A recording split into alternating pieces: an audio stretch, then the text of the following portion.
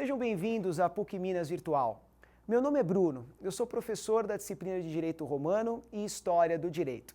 Na unidade 1, procuraremos verificar qual o papel que o direito natural e o pensamento moderno resultaram no desenvolvimento do homem perante a sociedade. Desde o período feudal até a modernidade, resultou na evolução dos seus pensamentos, na sua autonomia e, principalmente, qual é o papel que o direito natural foi submetido até chegar em seu estágio contemporâneo. Acompanhe os slides.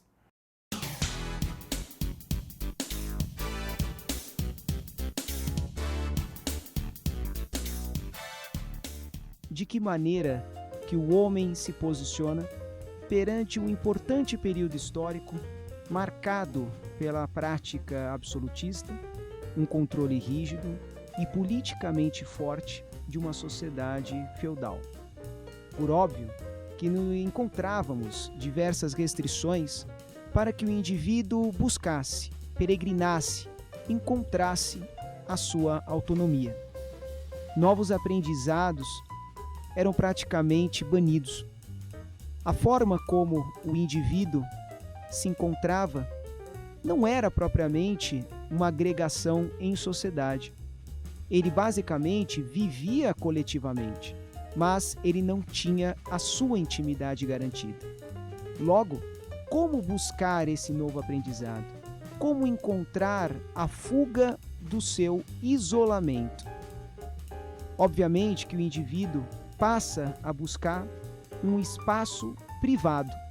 E às vezes, para buscar o seu espaço privado, ele desloca-se ao espaço público.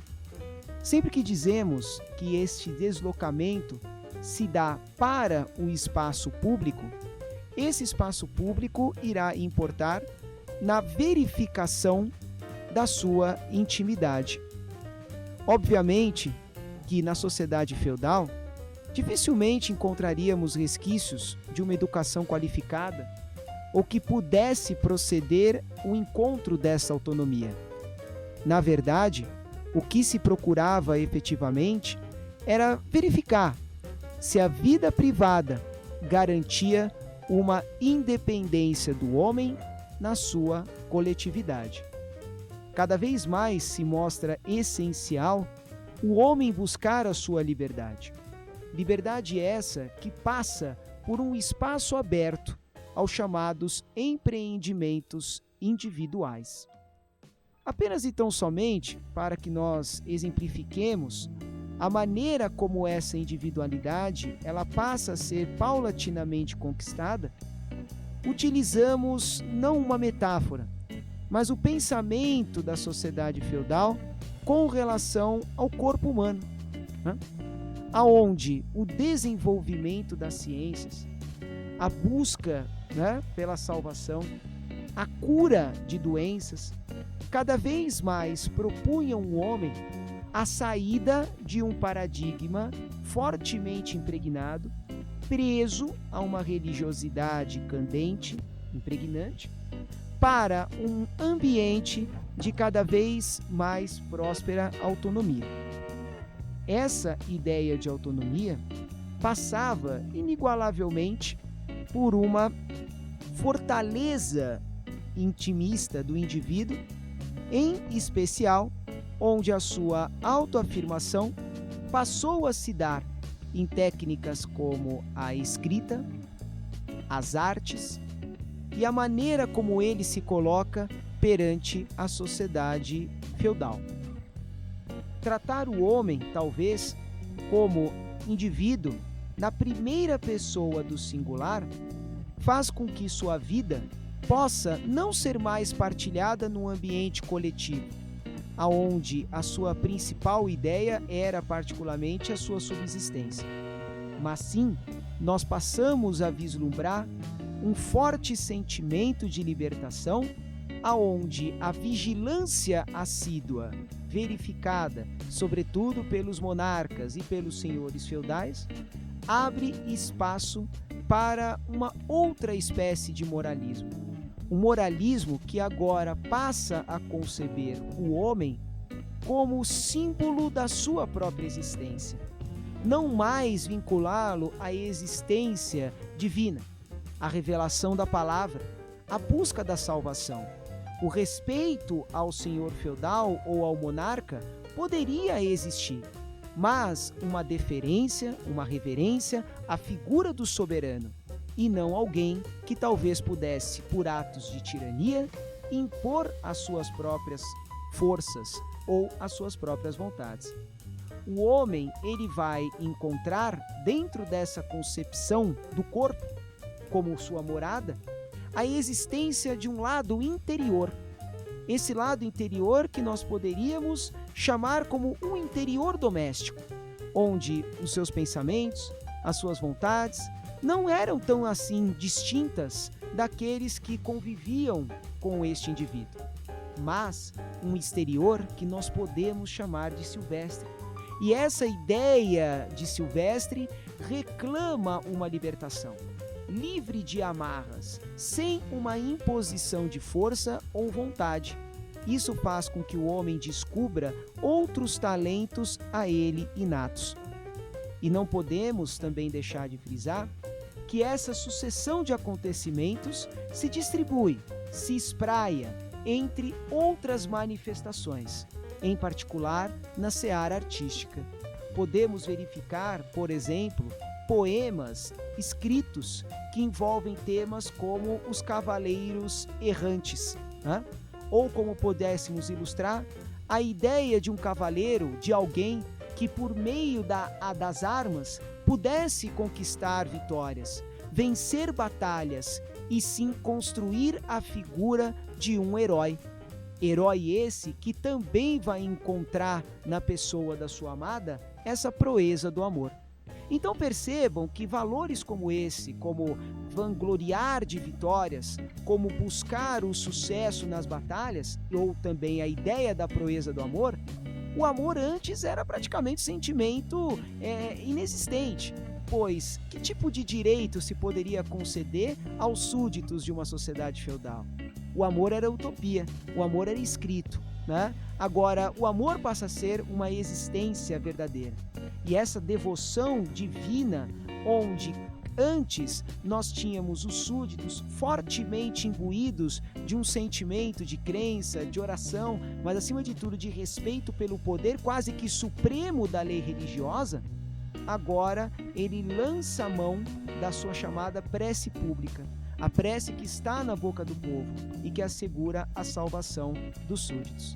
Então nós começamos a enxergar paulatinamente que o desenvolvimento desse ambiente, tido como ambiente externo ou até mesmo o ambiente silvestre, ele vai passo a passo dando lugar para outras manifestações explícitas de autonomia, onde podemos enxergar de maneira muito mais proeminente, desde a redação de biografias, né, da nobreza, retratando as suas aventuras, as suas desventuras, o seu amor pelo reino, a sua reverência pela nobreza, o gosto pelas artes, mas percebam que se trata de um desenvolvimento de vocações pessoais, o que faz com que o homem gradativamente encontre a sua autonomia, a sua liberdade, mas uma liberdade ainda contida, uma liberdade ainda pretensamente presa às amarras de um regime político repressivo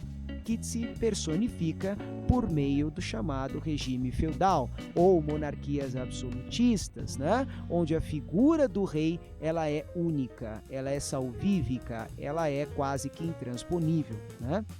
Percebemos no avanço dos séculos, em particular do século XVIII, uma promissora vontade, né, de se progredir passo a passo rumo a essa chamada perfeição, né? E aí, novamente, nós vamos ter um papel circunstancial, agora não tanto por parte dos súditos, mas também uma espécie de adequação a esse dinamismo experienciado pela sociedade por parte dos príncipes ou dos monarcas. A evolução do pensamento chega também a eles, e eles começam a desenvolver certas atitudes ou, de maneira plena, encontrar formas de evoluir não só no âmbito da civilização, politicamente, mas acima de tudo no contexto econômico. E nesse instante nós encontramos um novo sentido para a palavra privado. Privado não mais significa, uma ideia pertencente ao plano do coletivo, onde o indivíduo ele apenas existia, mas a sua existência era experienciada coletivamente.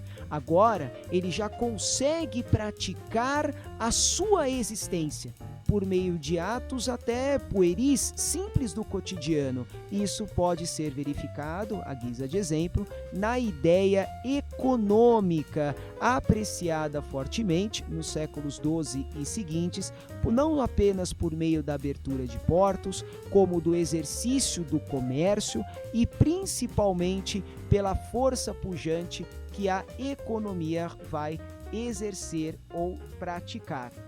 Vocês irão se deparar nas gravuras, nas imagens, exatamente os retratos elaborados por artistas da época, capazes de sintetizar diferentes períodos dessa história. Verificamos numa das imagens que se mostra lapidar a ideia de um monge, talvez até de um anacoreta, que refletindo sobre a sua situação existencial, guardando o seu silêncio, escrevia as orações, os pensamentos, os sermões, a homilia. Vejam como ele desenvolve o seu lado privado. E esse lado privado dele acaba sendo paulatinamente expandido para o plano coletivo. Portanto, nós encontramos necessariamente, isso é muito importante, às vezes, até encontramos certas dúvidas levantadas, mas o porquê que precisamos tamanhamente nos focar no perfil da sociedade da época que estamos estudando. A justificativa reside na própria resposta. Ou seja, estudar o cotidiano da sociedade da época significa você mergulhar numa forma de pensar. E é a partir dessa forma de pensar que a ideia do direito ele vem a se mostrar visível, ele vem a se tornar cada vez mais verdadeira. E a verdade que nós podemos angariar através dessa reflexão que estou propondo a vocês é exatamente essa, que propõe uma autonomia do indivíduo e a busca pela sua razão como forma de desenvolvimento do seu pensamento. Quanto mais longe o indivíduo da sua realidade, menos ele vai conseguir vivenciá-la. Portanto, nós vamos encontrar uma investigação contínua, uma investigação perene acerca da estrutura do indivíduo, como ele pensa, como ele age no seu íntimo e como que ele vem a dar vida para os seus pensamentos. Portanto, essa parte inicial dos nossos slides, ela vem buscar efetivamente, por meio da mobilização de iniciativas, a pujança das riquezas pessoais, valorizar progressivamente a pessoa. E valorizando a pessoa, nós também encontramos um espaço para valorizar o tão importante direito que estamos estudando. E é exatamente essa fase de transição, quando o homem passa a desempenhar ou desenvolver a consciência de si. Vejam que ele encontra esse limite entre o convívio em sociedade e as suas competentes obrigações. Agora, não podemos deixar de observar ainda um ampliado predomínio religioso nas suas observações.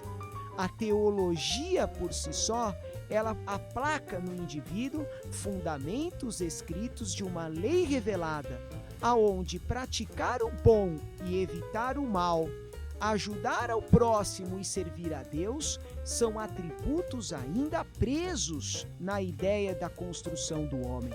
O homem, por meio dessa situação em que ele se encontra, vamos tomar parte disso, ele não critica o fundamento religioso, até então principal legislação, principal forma de regimento da conduta dos homens, até mesmo por essa forte imbricação, essa ligação intensa entre a igreja e o Estado obviamente representado pela monarquia.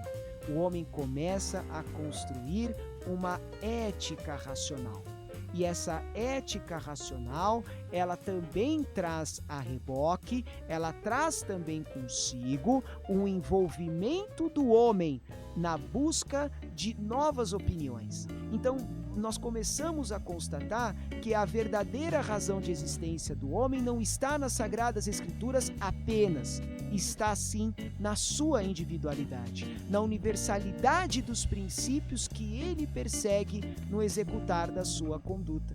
Nós vamos começar a perceber que valores como a livre escolha ou a sua autonomia, o direito de propriedade, a acumulação de riquezas vão ser aspectos da conduta humana que também correspondem a direitos naturais. Esta construção da ética racional do indivíduo, do homem, faz com que ele busque novos fundamentos para a construção da sua ciência. Nós vamos perceber, em especial por meio da análise da ciência da moral, a verdadeira e conjugada e bem-sucedida metodologia do homem. Alguns, e aqui posso destacar Descartes, por exemplo, vêm a encontrar no método matemático a principal forma de sistematização da moral. Vejam só que por esse simples exemplo, nós promovemos uma certa fuga a uma sistematicidade proposta pela teologia. Tudo pautado em leis divinas. Essas leis divinas passam a ceder paulatinamente espaço para novos fundamentos da razão. Pressupostos como uma justiça natural de Aristóteles, como uma boa convivência política, são reavivados, trazidos à lume, novamente motivados a uma reflexão. Encontramos alguns destaques, como podemos enxergar na leitura dos nossos slides, que elementos como leitura, escrita, permitindo ao encontro de si mesmo, ou até mesmo uma libertação de qualquer obrigação frente ao poder público, passa a desenvolver e contribuir para a construção de uma memória familiar. O homem agora doméstico, o homem que outrora estava preso em torno de si e de sua convivência inexplicavelmente agradável, porém talvez não possibilitando o alcance dos seus verdadeiros desígnios, agora passa a ser uma convivência empresarial. E esse homem da renascença, ele vai demonstrar seu passado, mas tentar enxergar uma visão para o futuro. E nós chegamos no momento principal do nosso encontro, da nossa aula de hoje, consistente no apreço ou na análise do fenômeno justnaturalista e, consequentemente, a manifestação do chamado direito natural. Percebamos inicialmente que grandes nomes, grandes expoentes e autores do justnaturalismo podem ser estudados por nós. Para a nossa unidade e para o trabalho que estamos desenvolvendo, tivemos a oportunidade de apreciar ao longo dessas semanas iniciais do nosso estudo dois principais filósofos, cada qual à sua maneira, se complementando na espécie de consagração do direito natural. Encontramos no primeiro plano a influência de Thomas Hobbes, autor da principal obra estrutural da construção do Estado e valorização do soberano, obra essa intitulada Leviatã. O que Hobbes procura propor para nós dentro de uma síntese argumentativa? Ele explica inicialmente que a tendência do homem é de encontrar em torno do seu semelhante não um inimigo, mas alguém que, em nome da sobrevivência, vai praticar atos de concorrência. E aqui temos que ter em mente, temos que procurar evidenciar que essa ideia de atos de concorrência partem do pressuposto exato de que nós somos iguais. Agora, como é que pode nós, homens, sermos iguais e praticarmos atos de concorrência um em relação ao outro? Hobbes tenta nos explicar neste caso que esse estado de natureza é um estado hipotético, Um estado que tenta expor que os homens sobrevivem num constante ato de atrito, onde este ato de atrito precisa de alguma maneira ser controlado por algo, uma entidade ou alguém capaz de criar regras de convivência. Tá? Em dado momento da sua obra, Hobbes nos pontua que as suposições do homem, suposições essas recíprocas, decorrem do mais razoável de cada um de nós. E o que seria razoável ao homem? Razoável ao homem talvez não é a convivência pacífica. Razoável ao homem talvez é atacar o seu semelhante e não poupar esforços para vencê-lo. Mas qual o motivo desse pretenso ataque? É exatamente evitar um ataque possível pelo outro lado. Ou seja, o temor do homem de, por instinto de sobrevivência, ser vítima de um ataque faz com que ele tome essa dianteira e ele ataque. E isso provoca, inigualavelmente, uma guerra essa generalizada entre os homens. Então, nós vamos perceber que a tentativa de Hobbes foi dessa maneira apresentar a sua preocupação de coibir o quê? Esse cenário de guerra, esse cenário de instabilidade. Posicionar o homem numa condição aonde ele precisa da figura de um soberano que o ajude, que o acolha, que o torne livre para o exercício das suas virtudes. Mas, sabedor que se precisar de alguém, ele encontrará no soberano esta proteção.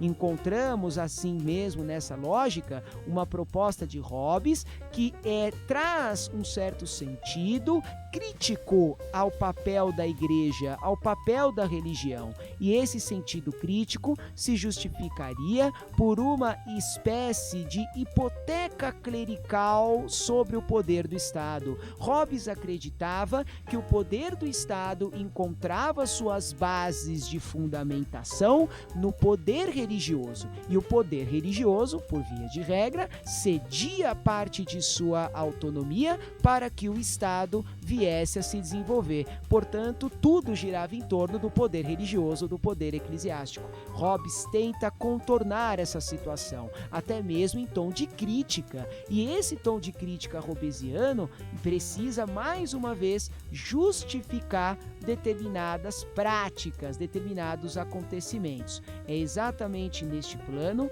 que nós vamos encontrar a origem de um corpo político, o desenvolvimento ou a constituição do poder do soberano. Que poder é esse do soberano que tamanha importância adquire para Hobbes? Aqui Hobbes nos posiciona que no estado natural é permitido ao homem sim empregar os meios que ele julgar necessário para coibir e evitar a prática de crimes, ou até mesmo, ciente de que não está praticando crime algum, praticar os atos que ele bem entender. Entretanto, nós vamos encontrar que essa apresentação do homem em seu estado de natureza garante a ele liberdades, garante a ele direitos sobre o todo. Agora, se ele tem liberdade, se ele tem direitos sobre o todo, o grande detalhe e o paradoxo que pode ser evidenciado aí é que esse direito, essa liberdade, para Thomas Hobbes, implicaria no quê? Num desejo do homem, por sua necessidade natural, cultuar o seu próprio bem. E sabemos que cultuar o próprio bem novamente cai na circunstância de desejar o mal dos outros. Ou seja, desenvolver suas aptidões às vezes encontra um cenário de guerra com o seu semelhante. E por essa razão, nós vamos encontrar o quê? A necessidade de uma lei natural fundamental. Esse é o patamar de Hobbes, estudar a existência de uma lei natural fundamental. E essa lei natural fundamental implica o homem encontrar e buscar a paz. Esse era o objetivo da lei natural para Hobbes, buscar a paz, e buscar a paz por meio de uma razão natural. Percebam que a ideia de razão, ela distingue razoavelmente bem da ideia da revelação. Não trabalhamos com regras que nos são apresentadas por uma entidade divina, por um ser transcendental, por alguém que pode nos ensinar o caminho da salvação, pois o caminho da salvação, ele se encontra e ele se concentra no homem. E se concentra no homem, e se o seu direito e a sua liberdade são valores fundamentais, podemos chegar na ideia de Hobbes que a vida é um valor supremo.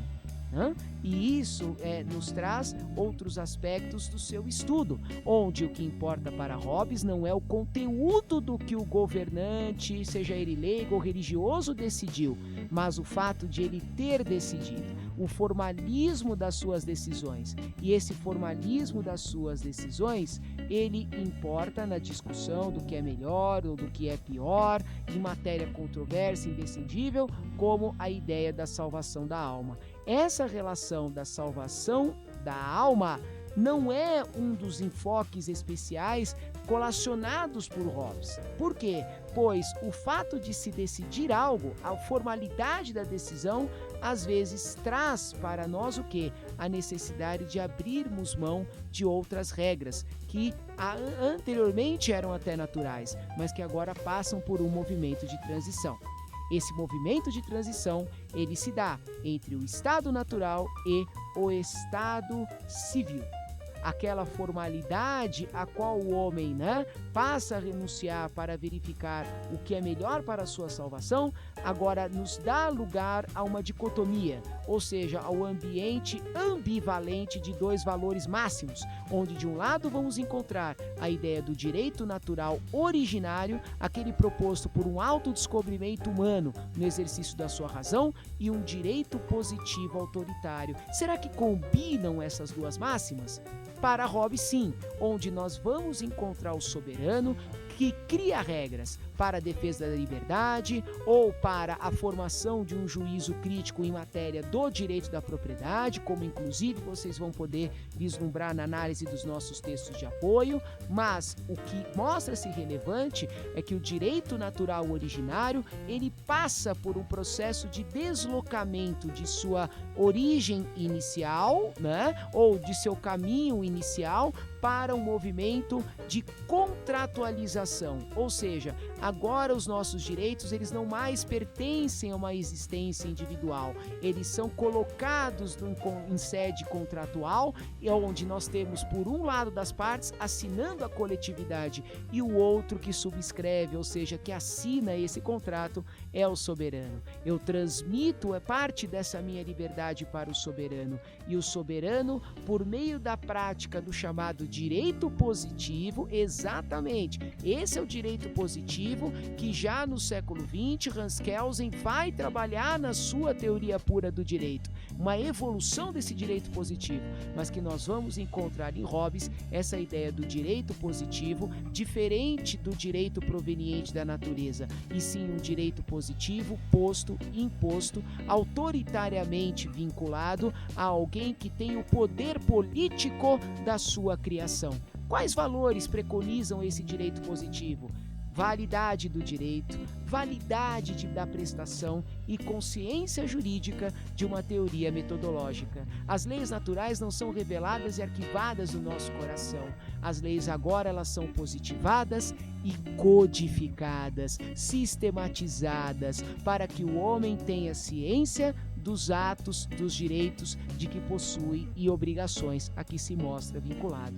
O poder do soberano sobre o direito natural pode ser muito bem considerado como uma das consequências do pensamento hobbesiano. E vocês vão perceber, em particular na leitura dos nossos textos de apoio, proposto inclusive o texto de autoria de Norberto Bobbio, importante filósofo também, que uma das tentativas de Bobbio, ao dedicar inclusive dentro dessa linha de estudo entre razão e história, proceder essa análise hobbesiana, e, a partir dessa análise hobbesiana, encontrar um ambiente propício, vincular um ambiente favorável para o competente desenvolvimento de sua teoria.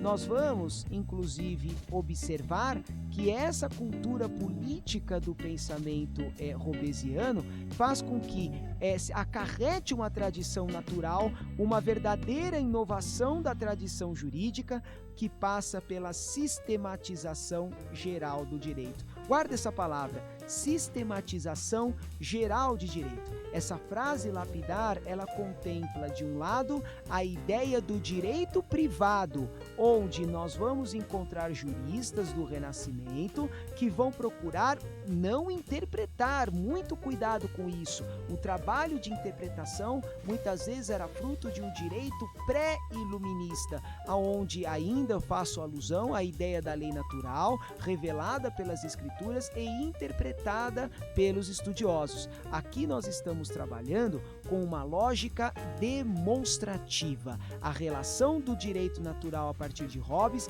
é um direito natural orientado para a demonstração e não propriamente para a interpretação. Isso faz com que nós nos referimos a valores que se renovam no tempo, como o direito privado, ou ius privatum, ou o direito público, aqui representado pela figura do ius publicum.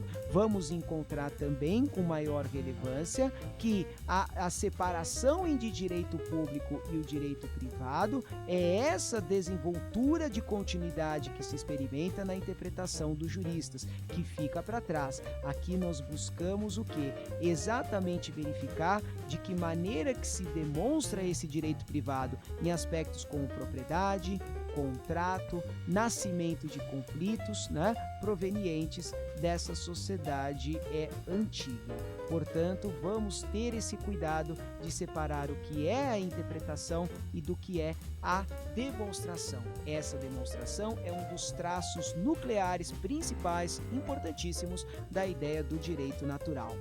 E já encaminhando para essa nossa etapa final de exposição dos slides da unidade 1, vamos encontrar o complemento fundamental também ao pensamento de Hobbes, aqui exteriorizado pelo pensamento de John Locke. E nós escolhemos, dentre as mais variadas maneiras de se estudar os documentos importantes escritos desse filósofo político, nós vamos buscar por meio dele a ideia do direito de propriedade. E aí você pode até perguntar, por qual razão que elegemos Locke e, acima de tudo, por qual razão que elegemos o direito de propriedade? Pois a razão, ela vai ser encontrada exatamente por uma completude teórica que marcou o pensamento de Locke. Locke, além de ser um grande entusiasta, além de valorizar essa concepção do direito natural ou de um novo justnaturalismo diferente dos preceitos e atributos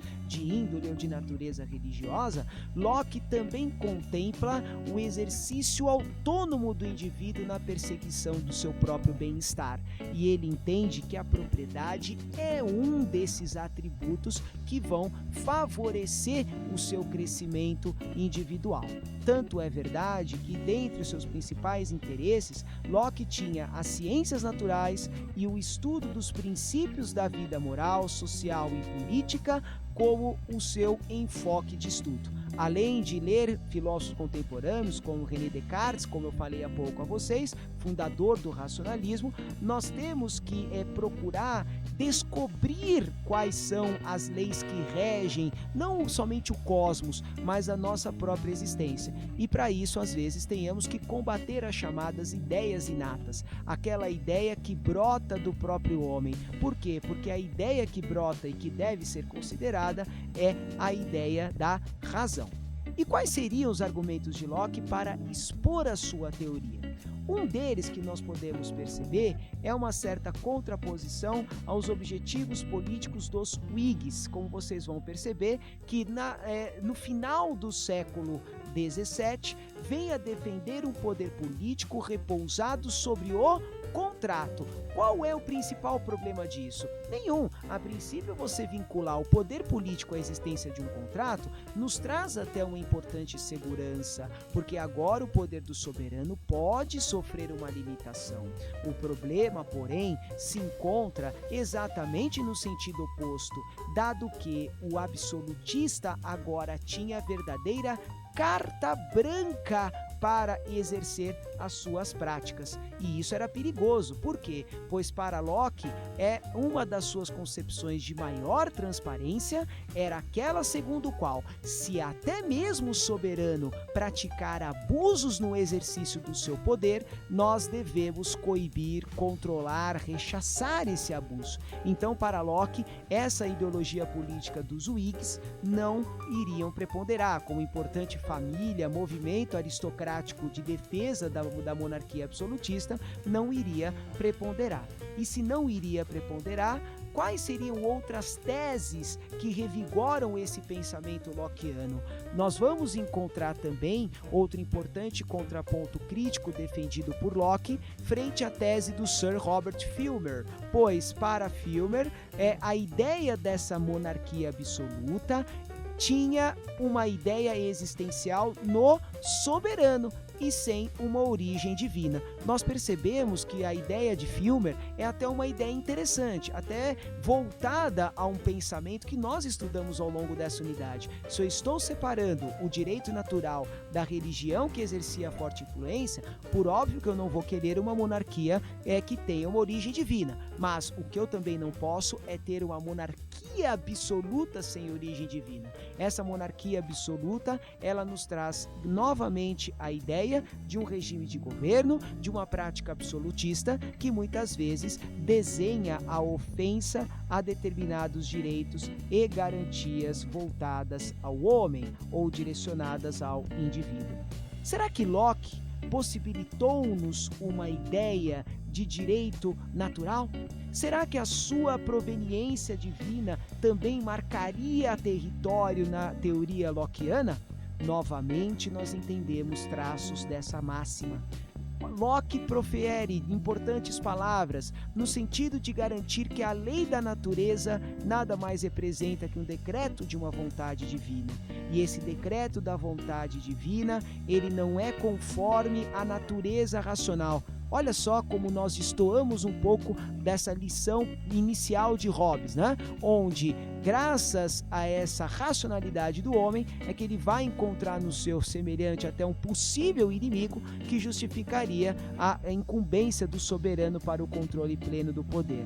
Aqui, Locke nos informa que a natureza racional, ou essa ideia divina de natureza racional, elas não estão tão assim relacionadas. O que nos faz com que toda a lei natural, ou seja, esse decreto da vontade divina, implique em mandamentos ou comandos ou posturas proibitivas. Ou seja, é aquela ideia do dever ser e o não dever ser. Vale dizer, o indivíduo deve ter, em determinado caso, uma determinada conduta previamente estipulada, ou, no outro caso, ele não deve ter essa conduta, justamente para que os ditames da razão possam ser construídos. Ditames estes da razão, que, diga-se de passagem, eles são descobertos, implementados por um poder superior em nossos corações. Não enxergamos, senhores, muita diferença crucial entre, por exemplo, a lei natural ou justnaturalismo remanescente do poder da igreja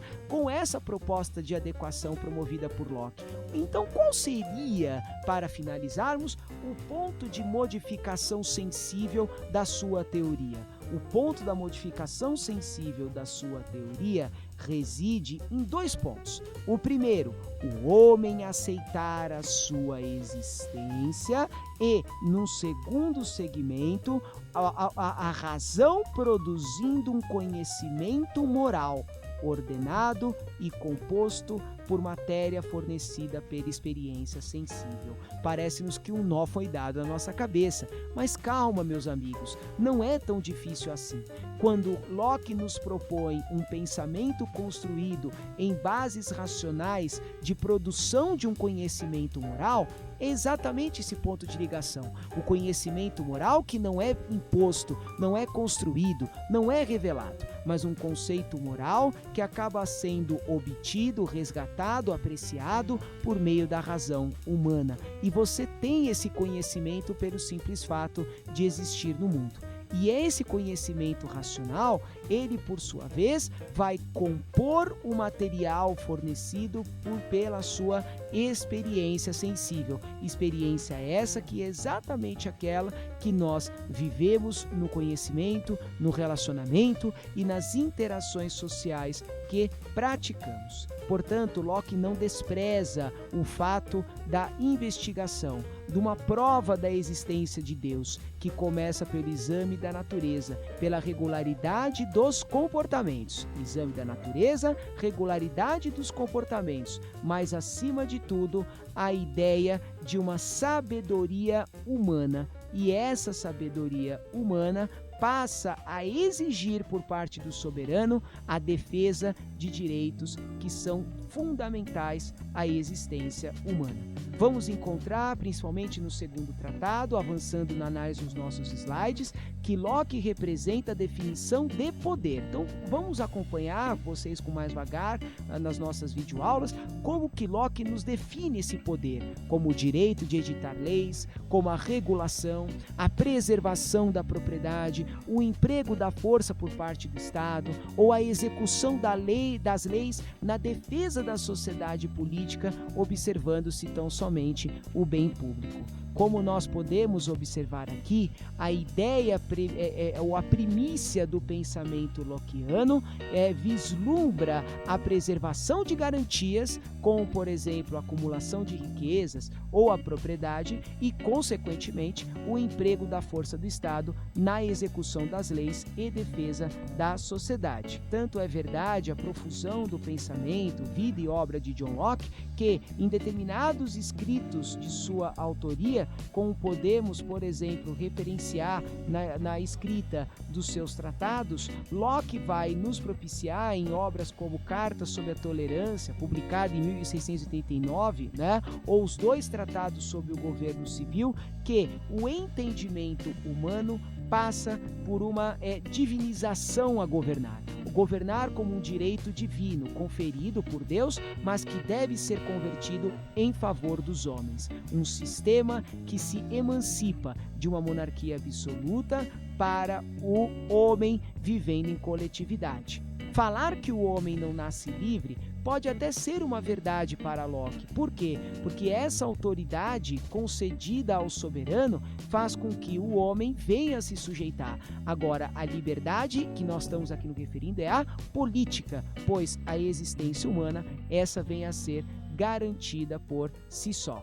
Portanto, senhores, não vamos nos esquecer que tão importante quanto analisarmos os nossos textos de apoio, o contexto histórico de onde se mergulha a apreciação lockeana ou hobbesiana de direito natural, é nós nos espelharmos também por meio dos exemplos que tais juristas ou filósofos vêm a nos trazer. Em particular, posso dizer a vocês que na relação de John Locke, nós vamos buscar a essência do direito de propriedade e do desenvolvimento de suas ideias sobre liberdade e igualdade. Esse é um dos pontos mais críticos, inclusive, da análise conceitual. Por que digo isso? Pois, se nós verificarmos qual é o conceito de propriedade a que John Locke faz referência nos seus estudos, nós vamos verificar que a propriedade ela pode ser decorrente de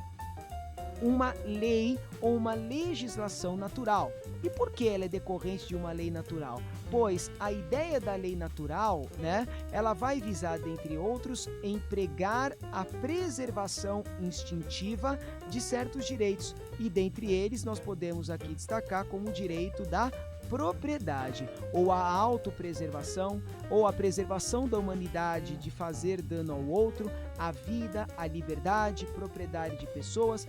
Todos esses são direitos naturais irrenunciáveis. Então percebam que até mesmo a ideia de lei natural, ela contempla certos aspectos, até alguns de natureza econômica, que vão ser posteriormente utilizados por Locke, tá? Importante asseverar também que a ausência de um juiz comum dotado de autoridade vai colocar os homens em estado de insegurança, e é exatamente por esse estágio de insegurança, ou um estado de natureza, pois o homem retorna às suas raízes, é que John Locke diz que o homem ele é originariamente orientado pela sua reta razão.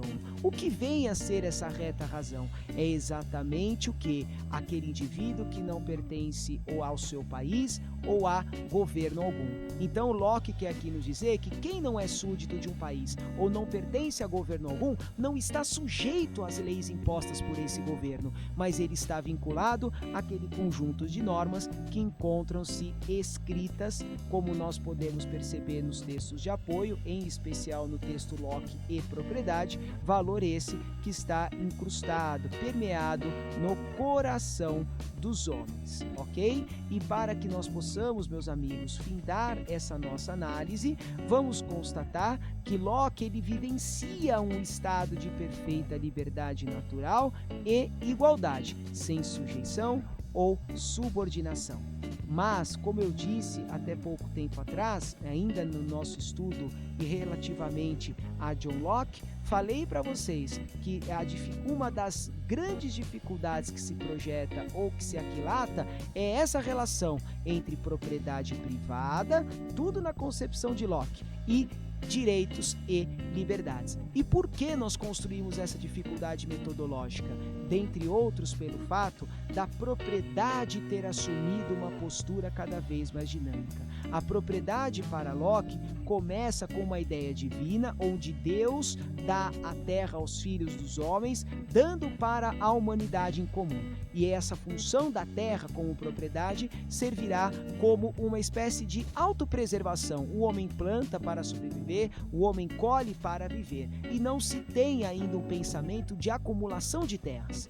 Porém, dentro de uma ideia filosófica e, consequentemente, justnaturalista de direito natural desenvolvida por parte de Locke, equivale observar que o homem passa a retirar, por meio do seu trabalho, tudo aquilo que se fixa na propriedade. E enquanto ele conseguir ter forças para explorar essa propriedade, o homem teria o direito a uma acumulação. Então percebam o problema.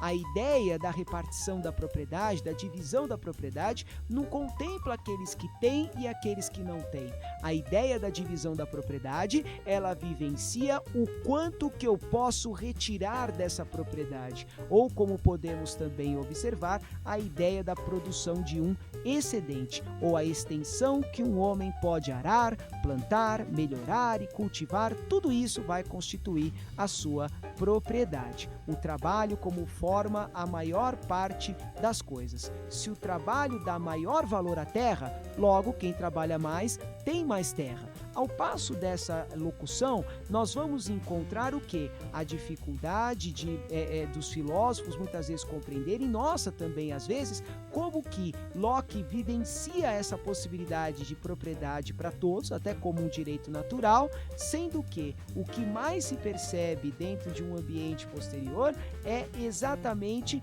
a segurança que a propriedade dá para uns e ao mesmo tempo subtraindo de outros. Por quê?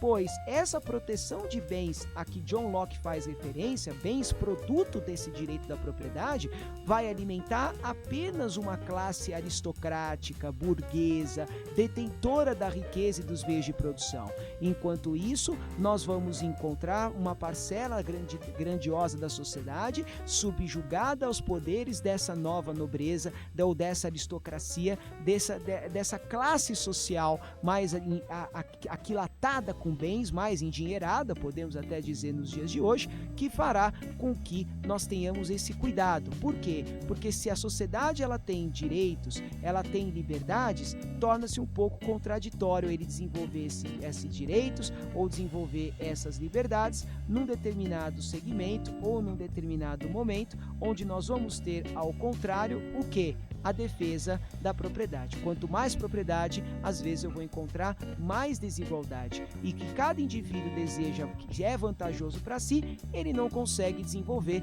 por conta da ocupação preliminar da propriedade. É por isso mesmo que, a partir desse segmento, nós encerramos essa relação dos slides, propondo exatamente essa discussão, o direito de propriedade e sua possível limitação. Para Locke, nós vamos ter a concessão do direito de propriedade proporcionalmente à posse da terra e o que pode gerar, isso é muito importante frisar, um direito de resistência. Aqui nós temos uma sensível diferença à teoria hobbesiana, pois para Hobbes não importa muitas vezes o teor das leis, o que importa é a sujeição dos súditos ao soberano. Locke vai nos propor, sobretudo no seu segundo tratado, que apenas procurar argumentos para resistir a governos que são conservadores, tirânicos, extremamente despóticos, exigentes nas suas atitudes, não é suficiente. Portanto, sempre que os legisladores assim buscarem violar ou destruir a propriedade do povo, reduzindo a escravidão ou praticando um poder arbitrário, nós poderíamos criar um estado de guerra.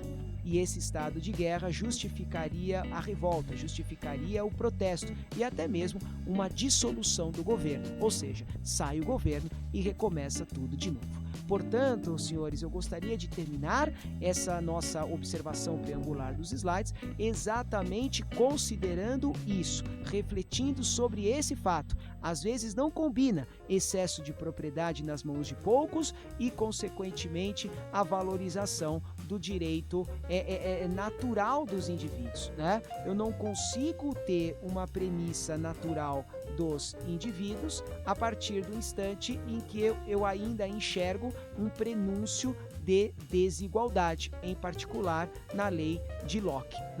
Essa desigualdade seria natural à proporção do trabalho, mas a proporção do trabalho continua presa à terra. Portanto, vamos refletir sobre esse assunto. Propriedade, igualdade, liberdade, poder do soberano. O direito moderno, ele se concentra no homem, graças a essa proposta iluminista que vai juntamente com Rousseau no seu Contrato Social e outros autores que também se sobressaíram, resultar numa nova concepção da lei natural, uma lei natural baseada na razão, descoberta na prática cotidiana dos homens, formadora dos seus direitos subjetivos. Portanto, ficamos por aqui refletindo inicialmente a respeito dos slides e, consequentemente, mais uma vez eu reforço essa proposta a vocês, para focarmos também um pouquinho nas gravuras que vocês vão se deparar, como podem perceber, ao término dessa nossa exposição. Vejam os quadros, vejam a penumbra, até essa imagem em preto e branco que retrata o universo feudal. Posteriormente encontramos o clérigo, o anacoreta, o monge em reflexão, porém em atividade, expressando o pensamento religioso ou até fundamentando uma lei escrita de origem divina ou teológica. Depois encontramos a ideia do artista, pintando, desenvolvendo a sua vocação, procurando a sua autonomia e até desenvolvendo esse cuidado com o corpo, como foi falado lá atrás, até chegarmos num ambiente festivo, num ambiente de comemoração, onde, independentemente da classe social, percebemos o quê? A confirmação desta autonomia. A autonomia da sociedade representa a autonomia do direito. Amigos, espero que vocês tenham gostado dessa nossa primeira unidade. Como vocês puderam perceber, a intensidade e a necessidade de nós estudarmos a ideia do direito natural vinculada ao justnaturalismo e, consequentemente, ao pensamento moderno, realmente nos traz diversas indagações e pensamentos sobre o futuro do direito natural e o seu atual papel na contemporaneidade. Porém, não deixem de acompanhar as demais unidades da nossa videoaula. Na próxima aula, procuraremos ainda mais aprofundar esse nosso estudo, esse nosso passeio histórico pelo direito, privilegiando o direito romano. Quero também enfatizar que você pode continuar mantendo contato conosco pelo nosso principal canal de comunicação, o Correio Acadêmico. Basta você acessar a sua página virtual e encaminhar dúvidas, sugestões e observações, que tenho certeza que contribuirão para o engrandecimento da nossa disciplina. Muito obrigado e até a próxima.